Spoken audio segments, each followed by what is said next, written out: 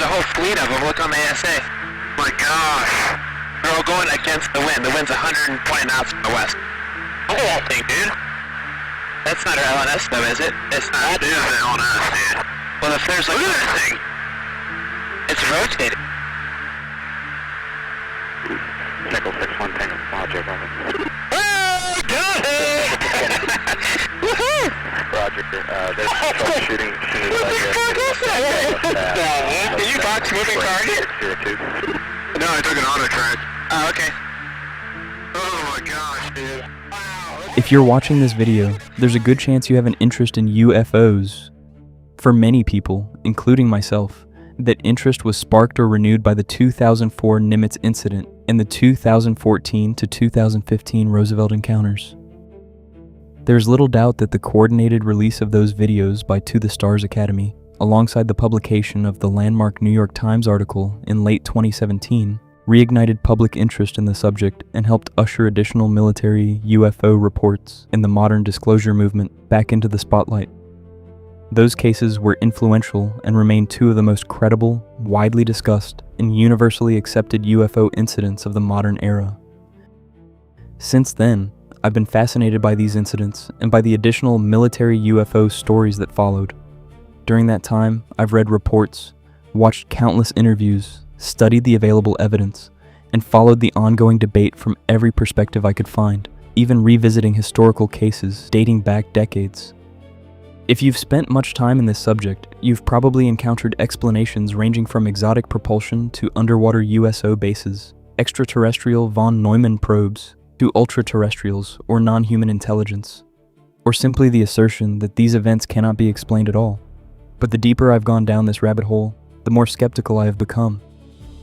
Although my views have evolved over time, I still have not completely ruled out the possibility of explanations involving technologies beyond our current understanding.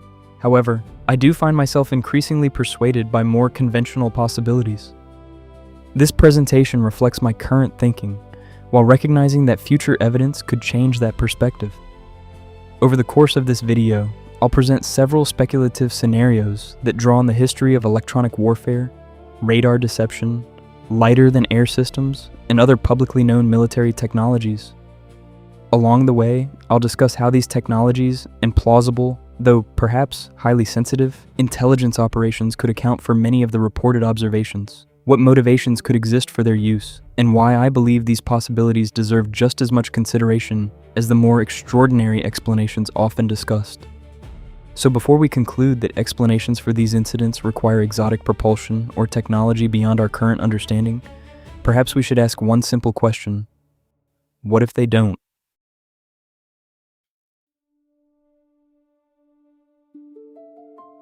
Before a carrier strike group deploys overseas, it undergoes an intensive series of training exercises known as workups. These aren't routine drills. They're where crews integrate newly upgraded radars, sensors, aircraft, weapons, software, and tactics into a combat-ready force. In many cases, workups represent the first opportunity for these systems to operate together under realistic conditions. That makes them some of the most valuable intelligence targets in the world. Any nation interested in understanding U.S. military capabilities has a strong incentive to observe these exercises. The goal isn't simply to count ships or aircraft, it's to learn how they communicate, how their sensors perform, what frequencies they use, how crews respond to evolving situations, and how an entire carrier strike group operates under realistic conditions. Throughout history, military exercises have routinely attracted foreign intelligence collection. Surveillance has been conducted from submarines, intelligence ships, reconnaissance aircraft, satellites, and more recently, high-altitude balloons. Some governments have also used vessels that outwardly appear to be ordinary commercial fishing boats or research ships to support intelligence collection. Even commercial aircraft could, at least in theory, provide opportunities for covert sensor collection under the right circumstances. While much of this activity remains classified, it's reasonable to speculate that America's primary strategic competitors, particularly China and Russia, would have significant motivation and capability in collecting this information. Recent incidents involving suspected Chinese high-altitude surveillance balloons illustrate that intelligence collection against the United States remains an active concern.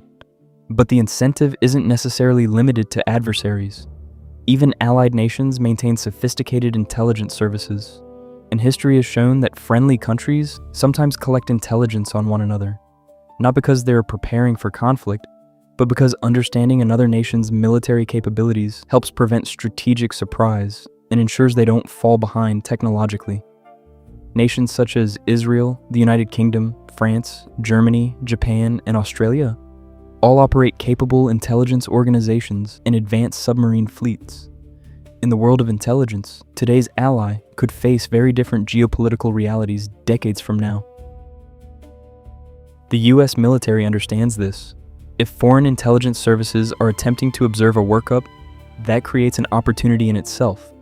Rather than simply preventing surveillance, US intelligence and counterintelligence organizations may seek to learn about the collectors, identifying their locations, monitoring their communications, characterizing their sensors, identifying the radio frequencies they use, studying their electronic capabilities, observing their operational procedures, and analyzing how they respond to different situations.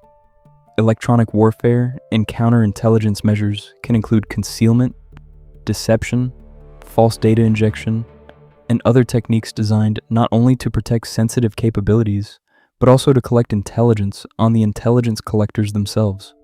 Historically, during peacetime, the United States has not always chosen to immediately drive foreign surveillance assets away.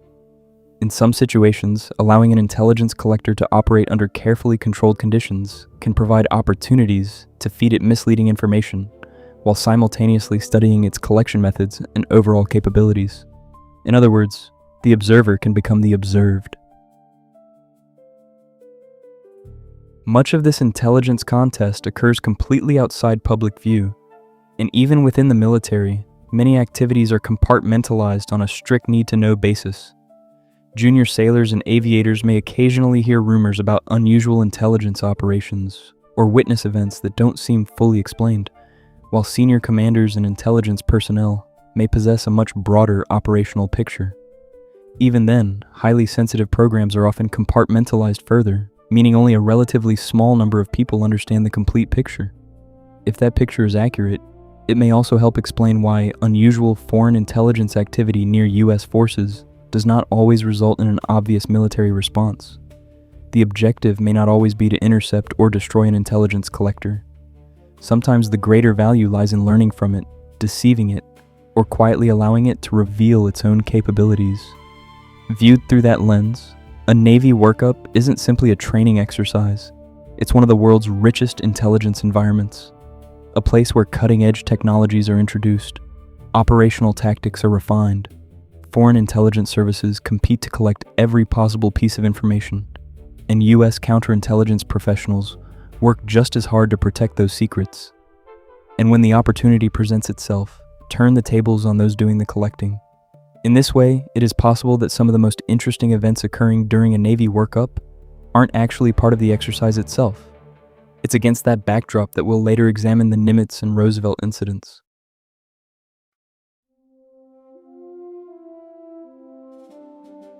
When most people think of military technology, they picture stealth aircraft, satellites, hypersonic missiles, and cutting-edge electronics. Balloons, on the other hand, are often dismissed as primitive technology, something that should have disappeared long ago. But they haven't. For more than 2 centuries, militaries have continued to use lighter-than-air platforms because they solve problems that even some of our most advanced technologies cannot. From ancient Chinese sky lanterns to France's balloon corps, the American Civil War, World War I observation balloons, and Japan's World War II Fugo campaign, balloons have served military purposes for centuries. As radar emerged, they evolved beyond observation into inflatable reflectors, decoys, and other tools of military deception.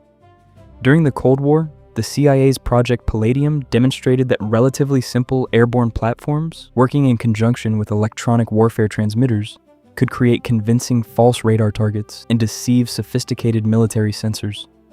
If engineers could accomplish that using 1960s electronics, what might 60 years of technological progress have done to a concept like that?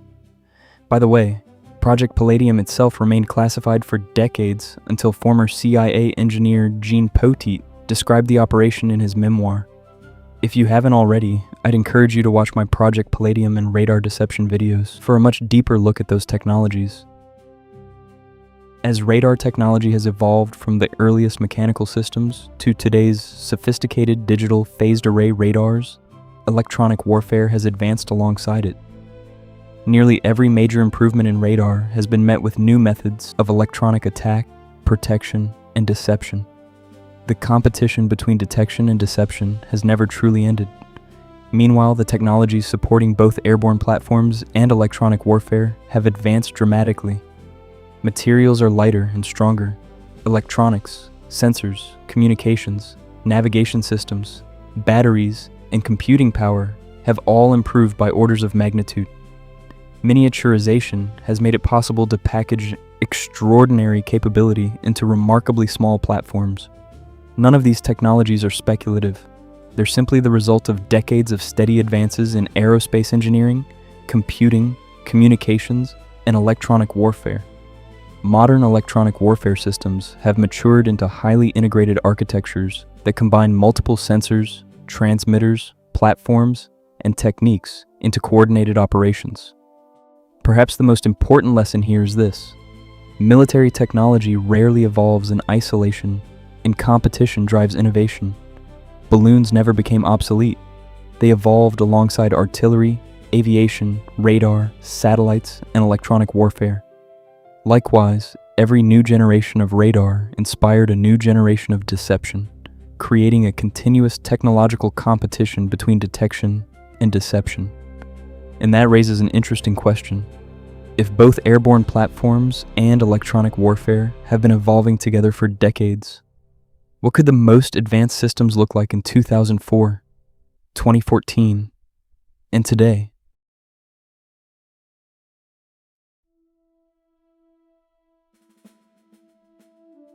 We've now explored the history of military balloons, the intelligence value of Navy workups, and how technologies like radar deception have evolved over the past 6 decades. By 2004, the Nimitz carrier strike group represented some of the Navy's most advanced combat technology. The strike group itself was operating with an increasingly integrated network of sensors and communications. Established systems such as Aegis, the Spy-1 radar, and the E-2 Hawkeye airborne early warning aircraft were enhanced through technologies like the cooperative engagement capability, fusing information from multiple platforms into a shared tactical picture. The workups were designed to validate this integrated combat network under realistic conditions, making them an ideal environment to evaluate the Navy's newest capabilities and an equally attractive opportunity for any intelligence service interested in observing them. With that context in mind, let's revisit the Nimitz incident. The witness testimony is well documented. USS Princeton tracked numerous radar contacts over several days. Commander David Fravor visually encountered an unusual object while investigating anomalous radar contacts. Later that day, Lieutenant Chad Underwood recorded what became known as the FLIR 1 video. The observations themselves are not in dispute. The question is whether there's another way to interpret them. Here are a few excerpts that I found particularly interesting and that help shape my thinking. I don't know what the hell these are. The only thing I could think that it could possibly be was balloons of some type. They just happened to get tracked by the radar. Did you see it? I did see him, and I wanted to take a look with my eyes. So I got the relative bearing to one of the closest objects. I went up to the bridge on the big eyes. I looked in that piece of sky and I saw what I have to confess and say was just a boring white light in the sky, moving really slow. Nice out. And they're driving towards our cap point, and Nuts gets a hit on the radar just to the right of the nose, and he castles it, and the APG-73 will give you all kinds of jam logic. You get strobes, and it gives all of them. It gives velocity gate, range gate, gives a velocity vector, starts spinning around, does all kinds of crazy stuff. So he picks up a hit on his radar, and he goes to lock it up, because I've watched all the tapes. He goes to lock it up, and immediately the radar can tell, it gets signals back that it's being jammed. So, and technically jamming is an act of war. It starts jamming the radar, goes into a jam extrapolate, a bunch of stuff happens on the scope. He explained it to me, active jamming compared to passive jamming. This is a technology that is actively jamming, this system. Rather than something like stealth aircraft, which is the shape and the texture of the... Yeah, it's... Because everyone thinks stealth is invisible. It's not. It's a technology to basically make it harder for radars to see. And I don't know if it was picking up, energy coming off the airplane or what. I do know that when they tried to lock it, it actively, it jammed a radar. It made it pretty much useless. What follows is not presented as established fact. It surely will not be popular amongst the aviators and witnesses involved or the die-hard exotic propulsion proponents. It's simply one plausible reconstruction that attempts to explain many of the reported observations using known or plausibly evolved military technology. My central hypothesis is that the Nimitz incident may have occurred against the backdrop of a highly compartmentalized intelligence or counterintelligence operation associated with the Navy Workups. If foreign intelligence assets were monitoring the exercises, the United States may also have been conducting operations of its own, protecting sensitive capabilities, studying the intelligence collectors themselves, or deliberately manipulating what those collectors observed. One possible way to accomplish that would be through inexpensive lighter-than-air platforms carrying electronic warfare payloads. Exactly how such a platform reached the operating area is not publicly known, nor is it essential to this hypothesis. According to upper air weather balloon data collected near San Diego that day, winds at approximately 28,000 feet were blowing from the north-northwest at roughly 120 knots. Under my speculative scenario, a balloon, or series of balloons, could have naturally drifted south with the prevailing winds over the workup area. One possibility is launch from San Clemente Island, home to the U.S. Navy's premier Pacific electronic warfare training range. The island supports advanced electronic warfare testing and training, including radar jamming, electronic attack, and research and development of emerging electromagnetic technologies. Its location within the Southern California offshore range also provides a realistic environment for integrating ships, aircraft, submarines, and other assets during complex military exercises. This animation illustrates a hypothetical electronic warfare balloon launch from the Range Electronic Warfare site. The balloons are released to drift near the Workups area in support of intelligence operations. Another possibility is an autonomous buoy designed to drift unnoticed until the appropriate time, inflate and release a balloon-borne payload, and then scuttle itself to minimize the chance of recovery. Such a system could, hypothetically, be activated remotely or programmed to deploy automatically after detecting predefined conditions, such as a particular time, location, radar emissions, or nearby aircraft. While purely speculative, modern autonomous systems make concepts like these technically conceivable. A third possibility is deployment from a submarine operating covertly within the exercise area. In this hypothetical scenario, the submarine could briefly surface or deploy a small buoyant launch canister to inflate and release a balloon carrying an electronic warfare payload before returning below the surface. Once airborne, the balloon would drift naturally with the prevailing winds while the payload conducted its mission. Although this specific concept in the context of the Nimitz incident remains speculative, the general concept has historical precedent in Project Palladium, where submarines played an important role in sophisticated intelligence operations, including covertly deploying balloon-borne electronic warfare assets as part of a radar deception campaign. Any modern evolution of those techniques would almost certainly remain highly classified. There may be other possibilities as well. The delivery method isn't the important question. The important question is whether the system itself could plausibly reproduce the reported observations.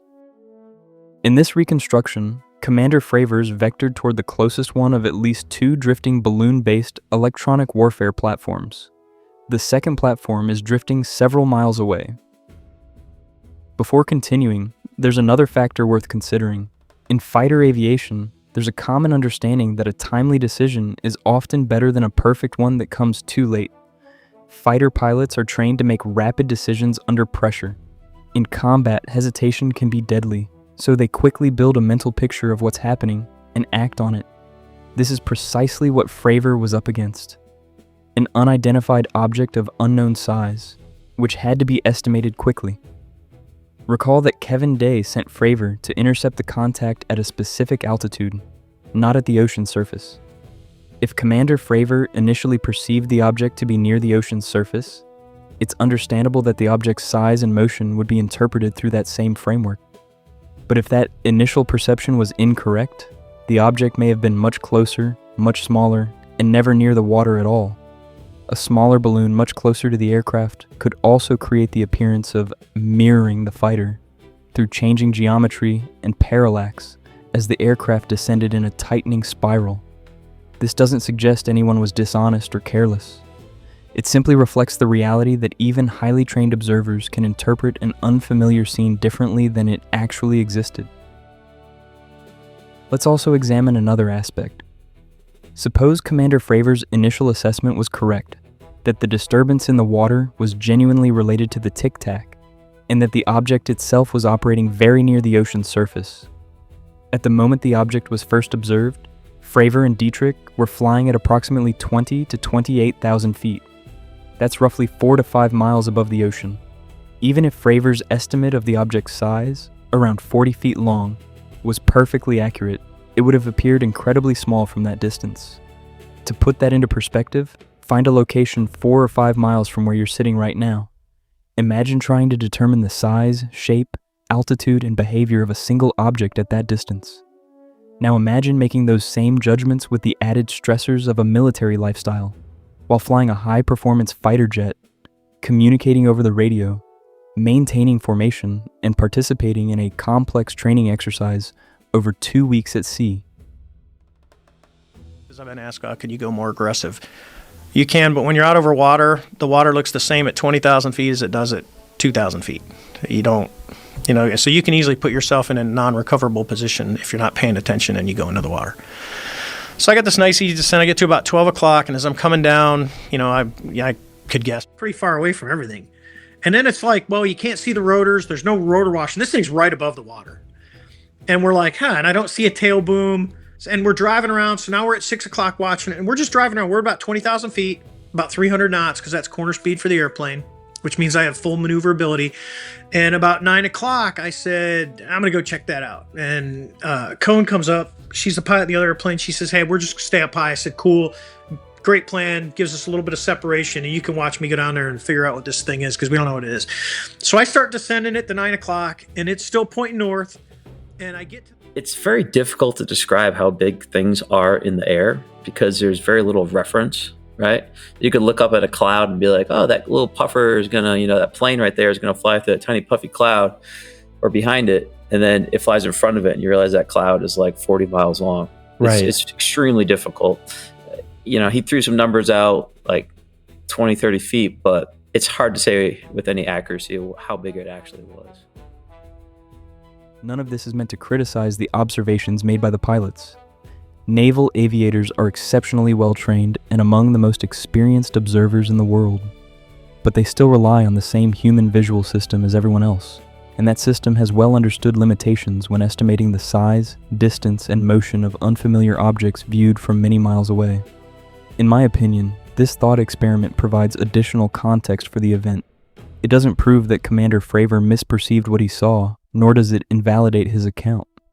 But it does remind us that even highly skilled observers can face enormous challenges when interpreting an unfamiliar object under demanding operational conditions. If that reconstruction is correct, the final moments of the intercept become particularly interesting. As Commander Fravor passed extremely close to the platform, the turbulent wake generated by his aircraft may have been enough to rupture the balloon. To Fravor, the object would appear to disappear almost instantly. If Fravor inadvertently popped one of 2 electronic warfare balloons drifting south, that anomaly may have caused a temporary disruption in the deception system, briefly resetting the false radar track to the cap point, a location that would have been known to the intelligence team monitoring the workups. To the radar operators aboard the USS Princeton, it may have appeared as though the contact had suddenly reappeared at the cap point. Meanwhile, the second platform, miles away and unseen by Fravor and Dietrich, would continue drifting south like nothing happened. According to Senior Chief Day's radar observations, after its brief appearance at the cap point, the object rejoined the larger group. By the time Commander Fravor and Lieutenant Dietrich reached the cap point, they were unable to make visual contact and decided to return to base. Later that day, Lieutenant Chad Underwood records what becomes known as the FLIR 1 video. Under this speculation, that video depicts the second surviving platform, rather than the one encountered by Commander Fravor. One of the most widely discussed moments in the FLIR 1 video occurs near the end, with the exit left when the object appears to rapidly accelerate out of the camera's field of view. However, analysis by Mick West has shown that the available evidence does not conclusively support that interpretation. Instead, features visible within the video are consistent with the targeting pod simply losing its track, allowing the object to drift out of frame while continuing at approximately the same apparent angular rate. Notably, Senior Chief Kevin Day never reported any corresponding high-speed maneuver during the period when Lieutenant Underwood recorded the video. While I agree with Mick's analysis that the object does not appear to rapidly accelerate out of the field of view, that conclusion alone does not identify what the object actually was. My own speculation is that Lieutenant Underwood was observing a slowly drifting electronic warfare balloon several miles away. Mick, on the other hand, favors the possibility of a distant aircraft. I believe that explanation is also plausible.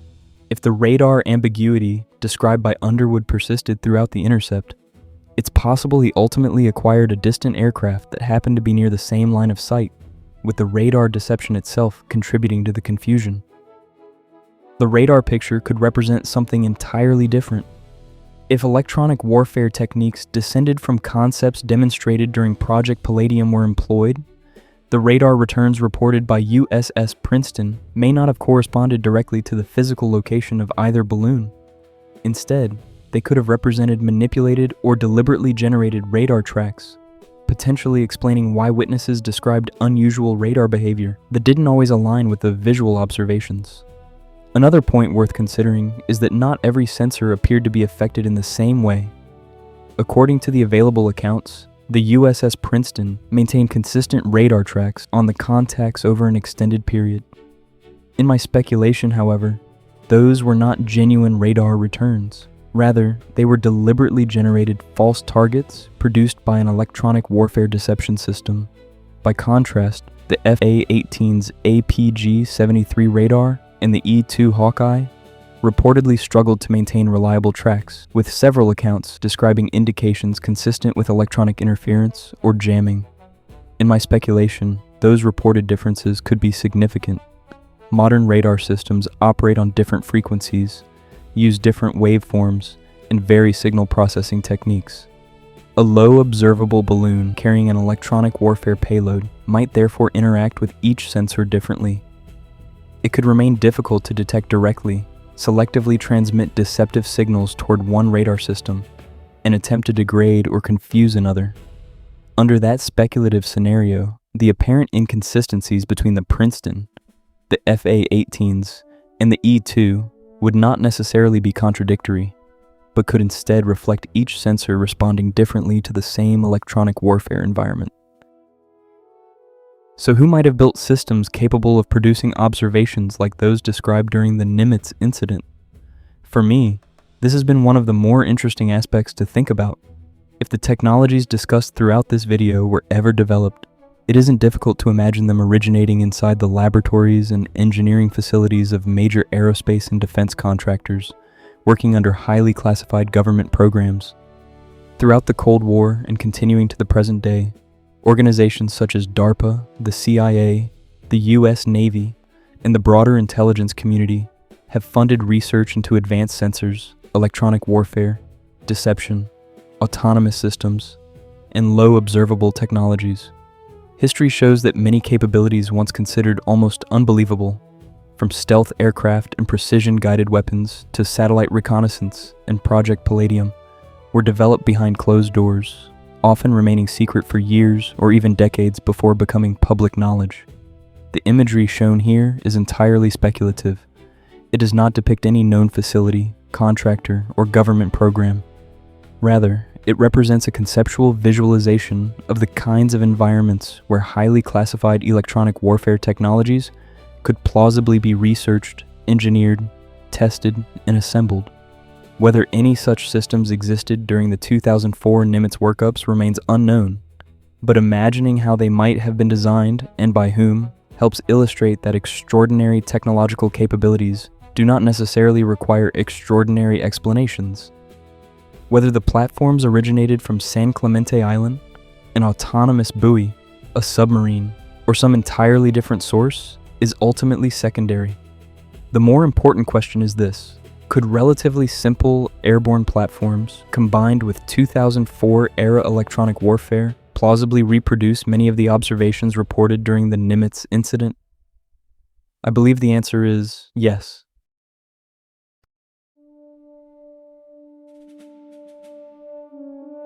A decade later, the Roosevelt Workup shared a remarkably similar backdrop. In fact, Ryan Graves has stated that foreign intelligence collection during carrier workups was an expected reality.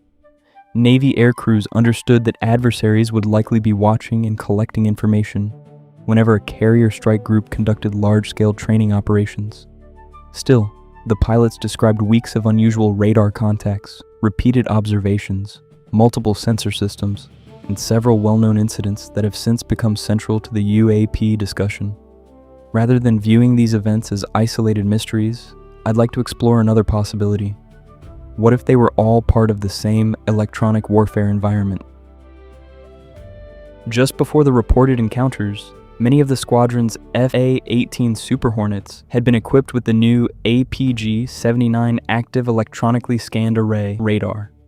Compared to the older mechanically scanned radar, the APG-79 offered dramatically improved sensitivity, target discrimination, and the ability to detect smaller, lower observable objects at greater ranges. Following the installation of the new radars, crews began detecting persistent airborne contacts throughout the warning areas. Many initially suspected software glitches or radar errors, but the unusual contacts continued to appear. If these contacts were being generated or manipulated through advanced electronic warfare techniques, that persistence becomes far less surprising. Rather than representing physical aircraft, some radar tracks may have existed primarily within the electromagnetic domain. While these operations could have been designed to test sensors, evaluate pilot responses, or complicate situational awareness, I lean again towards scenarios involving foreign spying, domestic intelligence activities, targeting or countering the foreign spying, or combination of both foreign and domestic operations. One of the most compelling reports involved the now famous cube sphere. Pilots described a cube enclosed within a transparent sphere.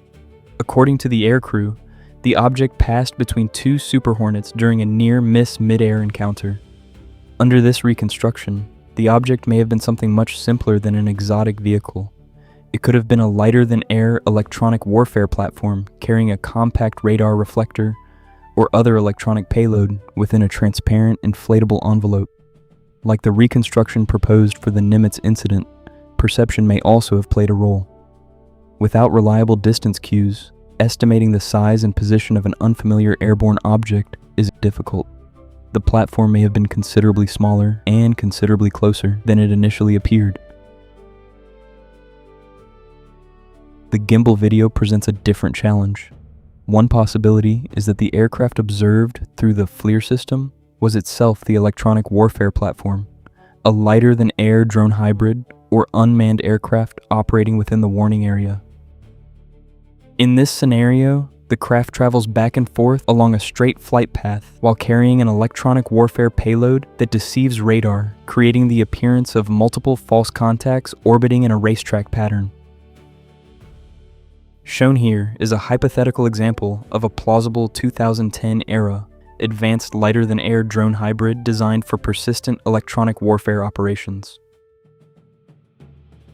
Another possibility is that the object was a distant conventional aircraft, perhaps a low observable platform, such as the F-35, whose real radar cross-section was not immediately returned, and was simply using radar deception tactics to generate all of the radar activity fictitiously.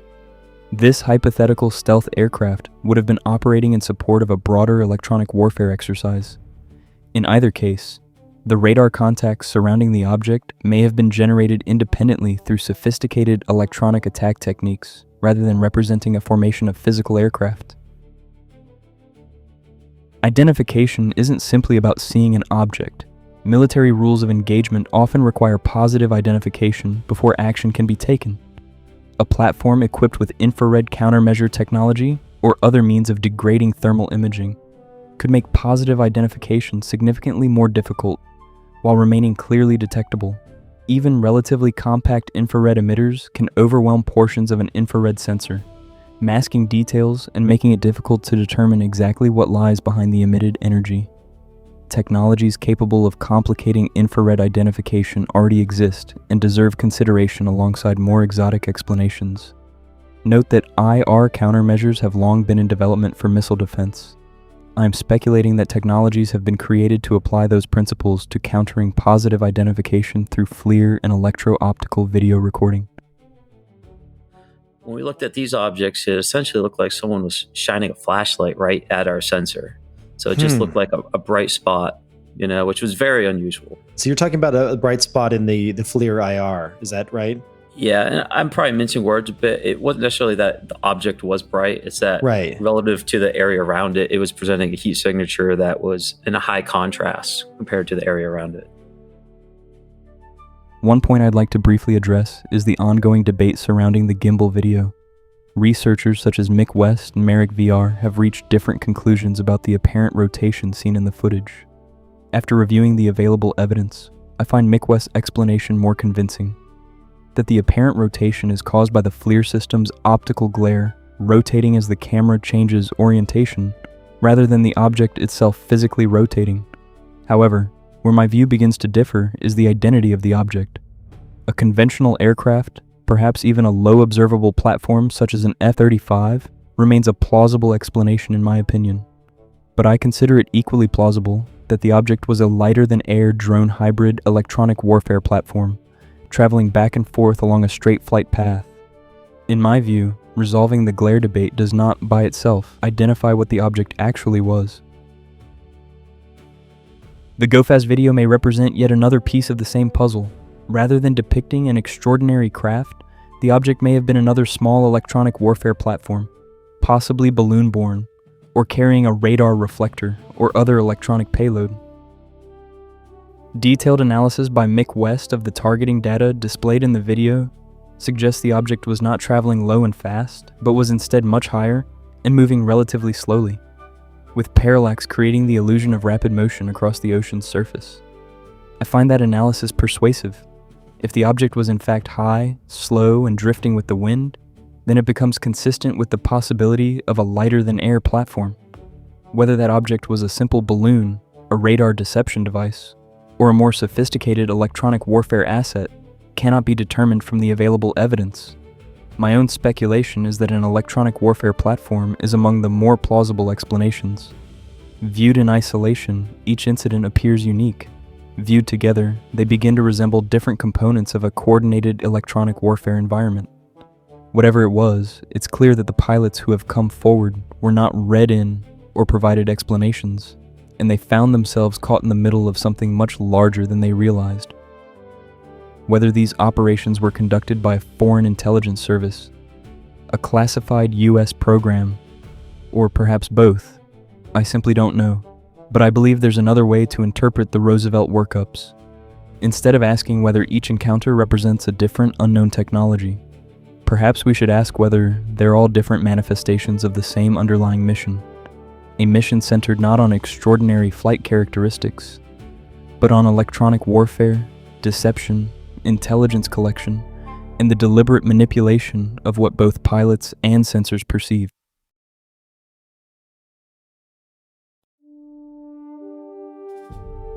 Over the course of this documentary, I've presented one possible interpretation of two of the Navy's most well-known UAP incidents. Not as fact, not as proof, but as a reminder that extraordinary observations don't necessarily require extraordinary technology. Throughout this video, we've explored concepts that are already known to exist, or are reasonable evolutions of technologies that have existed for decades. Electronic warfare, radar deception, lighter-than-air platforms, low observable aircraft, infrared countermeasures. None of these ideas require us to invoke exotic propulsion or physics beyond our current understanding. They could represent tactics employed within highly compartmentalized military, intelligence, or defense contractor programs. Does that mean this explanation is correct? No, I can't prove that. My goal is simply to broaden the range of possibilities being seriously considered. Viewed side by side, the Nimitz and Roosevelt incidents reveal an intriguing parallel.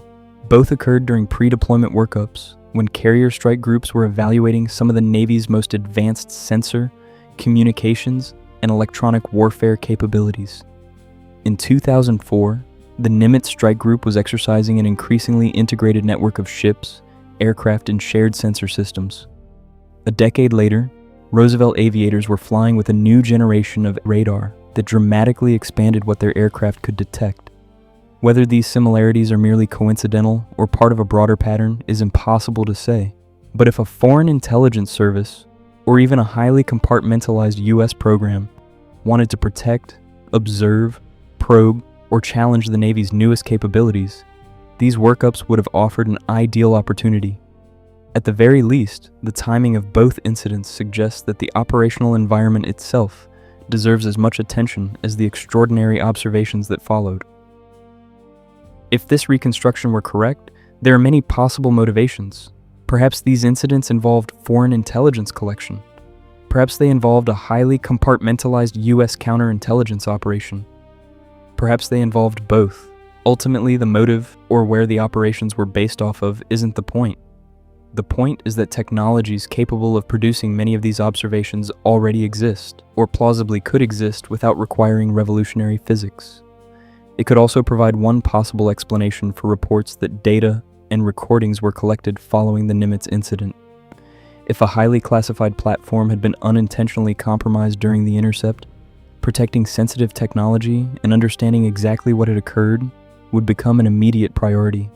Likewise, if senior leadership understood more about the broader intelligence picture than individual crews, it might also explain why some witnesses perceived relatively little interest in aggressively pursuing the origin of the incursions.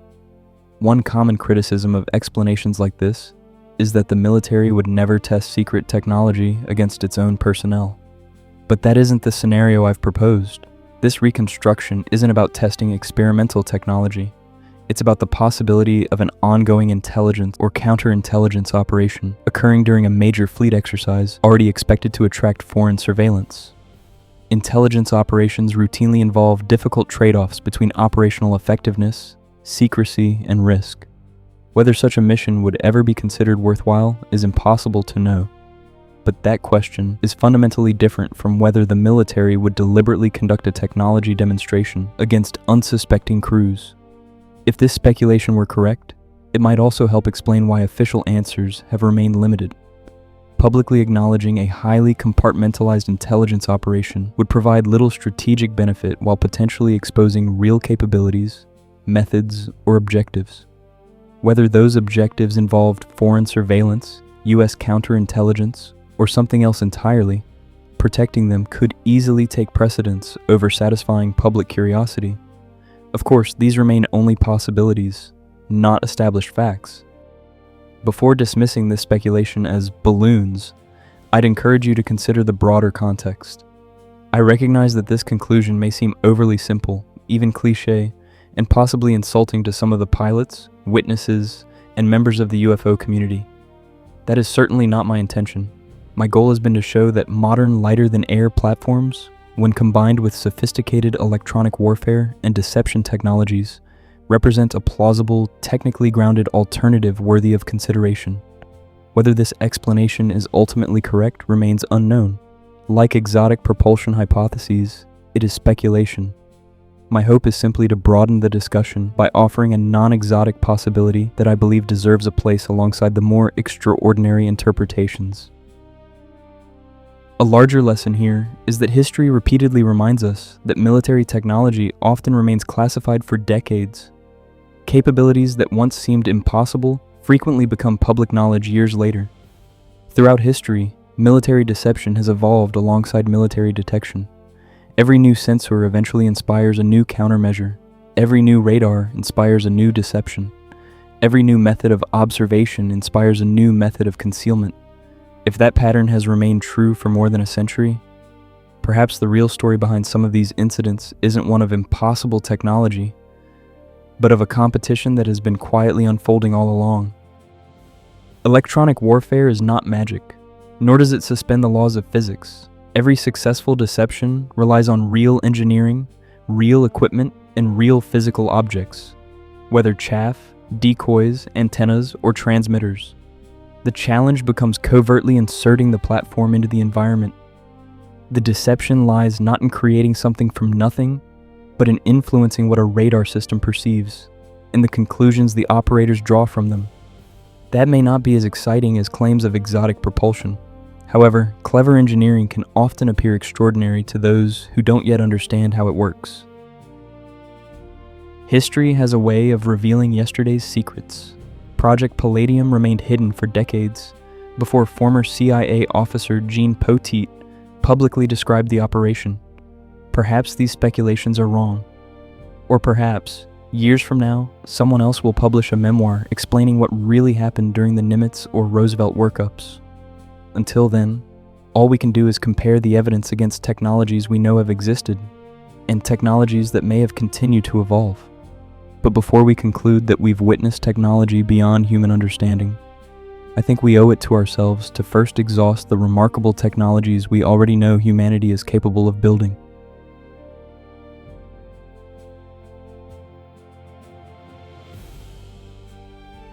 Thank you for watching. I hope this reconstruction has helped present the available evidence in a clear, balanced, and engaging way. If you enjoyed this video, please consider liking, subscribing, and sharing it with others who have an interest in aviation, military history, and unexplained phenomena.